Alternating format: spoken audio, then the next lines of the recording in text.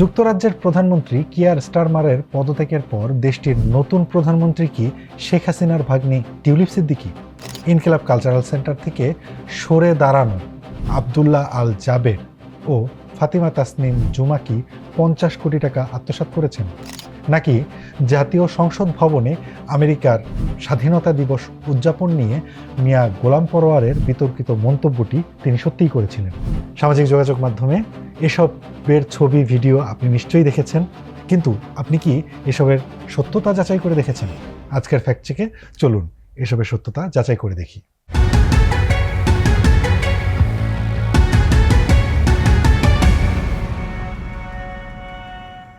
ঘটনা 1। টিউলিপ সিদ্দিকী যুক্তরাজ্যের 59তম প্রধানমন্ত্রী। গত 22শে জুন যুক্তরাজ্যের 58তম প্রধানমন্ত্রী কিয়ার স্টারমার পদত্যাগ করেন। এরপরই ফেসবুকে একটি দাবি ছড়িয়ে পড়ে যে বাংলাদেশের সাবেক প্রধানমন্ত্রী শেখ হাসিনার ভাগ্নি এবং ব্রিটিশ লেবার পার্টির নেত্রী টিউলিপ সিদ্দিকী যুক্তরাজ্যের 59তম প্রধানমন্ত্রী নির্বাচিত হয়েছেন। সত্যটা কি? গত 22শে জুন যুক্তরাজ্যের প্রধানমন্ত্রী কিয়ার স্টারমার পদ থেকে সরে দাঁড়ানোর ঘোষণা দিলেও যুক্তরাজ্যে এখন পর্যন্ত নতুন কোনো প্রধানমন্ত্রী নির্বাচিত হয়নি।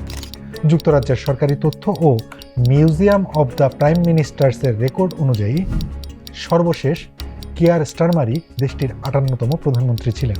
টিউলিপ সিদ্দিকী যুক্তরাজ্যের প্রধানমন্ত্রী নির্বাচিত হওয়ার খবরটি সম্পূর্ণ ভুয়া এবং দেশি এবং আন্তর্জাতিক কোনো গণমাধ্যমেরই এই তথ্যের কোনো ভিত্তি নেই। ঘটনা 2। সংসদ সদস্যের সামনে সাজানো মদের বোতলের ছবি।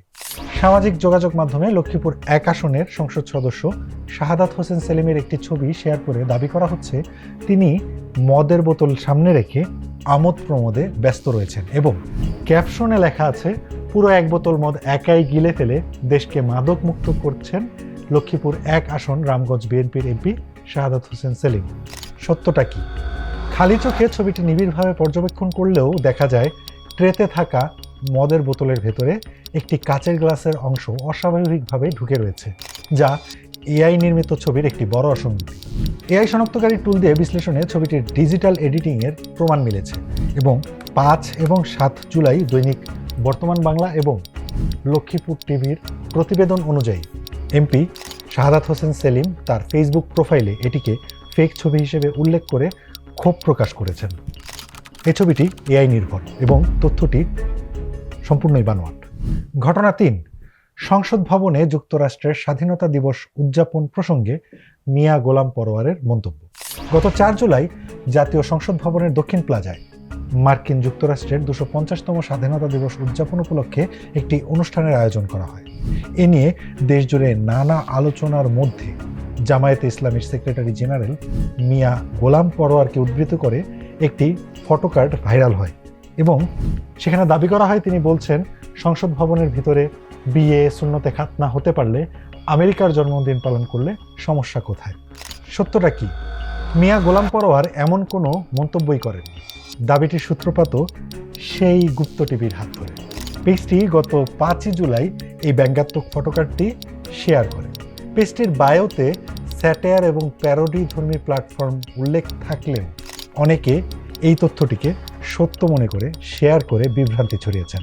গোলাম পরোয়ারের অফিসিয়াল পেজ বা অন্য কোনো গণমাধ্যমেও এমন কোনো বক্তব্যের হদিস পাওয়া যায়নি। ঘটনা 4। ইনকিলাব মঞ্চ থেকে সরে দাঁড়ানোর ঘোষণা জাবের জুমার। সম্প্রতি আবদুল্লাহ আল জাবের ও ফাতিমা তাসনিম জুমা ইনকিলাব কালচারাল সেন্টার থেকে সরে দাঁড়ানোর ঘোষণা দিয়েছে। এর পরপরই সামাজিক যোগাযোগ মাধ্যমে সাংবাদিক জুলকারনাইন সায়েরের নামে একটি দাবি ছড়িয়ে পড়েছে। তিনি নাকি বলেছেন ইনকিলাব কালচারাল সেন্টার এবং হাদির নির্বাচনী তহবিলের প্রায় 50 কোটির মতো টাকা জুমা ও জাবের মিলে সরিয়ে ফেলে, বাকি সদস্যরা হিসাব চাইলে তারা পদত্যাগের নাটক করে। সত্যিটা কি?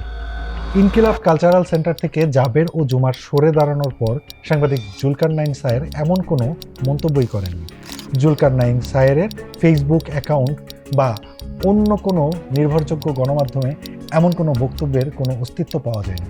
প্রকৃতপক্ষে সেই গুপ্ত টেলিভিশন নামক ফেসবুক পেজ থেকে গত 8 জুলাই রাত 11:44 এই স্যাটায়ার বা ব্যঙ্গাত্মক পোস্টটি করা হয়েছিল। পরবর্তীতে সাধারণ মানুষ এটিকে সত্য ভেবে শেয়ার করতে শুরু করে। এখানে আরেকটা জিনিস উল্লেখ করা জরুরি যে আব্দুল্লাহ আল জাবের তার ফেসবুক পোস্টে নিশ্চিত করেছেন যে তিনি ইনকিলাব কালচারাল সেন্টার থেকে অব্যাহতি নিচ্ছেন, ইনকিলাব মঞ্চ থেকে নয়। ঘটনা 5, মেসি ও নেইমারের উক্তি। গত 7 জুলাই ফুটবল বিশ্বকাপে মিশর বনাম আর্জেন্টিনার খেলা নিয়ে ডিবিসি নিউজের আদলে দুটি ফটোকার্ড ছড়িয়ে পড়ে ফেসবুকে। একটিতে মেসিকে এবং অন্যটিতে নেইমারকে উদ্ধৃত করে বলা হয় ভিএআর এবং গোল বাতিল নিয়ে পরস্পর বিরোধী তারা মন্তব্য করেছেন। সত্যটা কি? ডিবিসি নিউজ এমন কোনো ফটোকার্ড প্রকাশ করেনি এবং মেসি বা নেইমার এমন কোনো মন্তব্যই দেননি। ভাইরাল হওয়া ফটোকার্ডটির নিচের ডান দিকে খেয়াল করলে বোঝা যায় জিমিনির একটি লোগো সেখানে দেখা যাচ্ছে, যা প্রমাণ করে যে এই ফটোকার্ডটি সম্পূর্ণরূপে এআই দিয়ে তৈরি। ডিবিসি নিউজের অফিসিয়াল ফেসবুক পেজ বা অন্য কোনো দেশি বিদেশি সংবাদ মাধ্যমে এই দুই ফুটবলারের এমন কোনো মন্তব্যের অস্তিত্ব পাওয়া যায়নি। স্রেফ এআই দিয়ে তৈরি ভুয়া ফটোকার্ড ব্যবহার করে এই বিভ্রান্তি ছড়ানো হয়েছে। সোশ্যাল মিডিয়ায় আপনি যা দেখছেন তার সিংহভাগই এআই প্রযুক্তি বা অন্য প্রেক্ষাপটের ভিডিও বা ছবিকে ভুল দাবিতে ছড়িয়ে তৈরি করা বানোয়াট গুজব হতে পারে। যে কোনো সংবেদনশীল খবর শেয়ার করার আগে অন্তত একবার ভাবুন খবরটি কি নির্ভরযোগ্য কোনো উৎস থেকে এসেছে। আমাদের ফ্যাক্ট চেক দেখুন প্রতি সোমবার সকাল 10টা থেকে প্রথম আলো ফেসবুক পেজ, ইউটিউব চ্যানেল এবং প্রথমআলো.com-এ। সত্য জানুন, সচেতন থাকুন।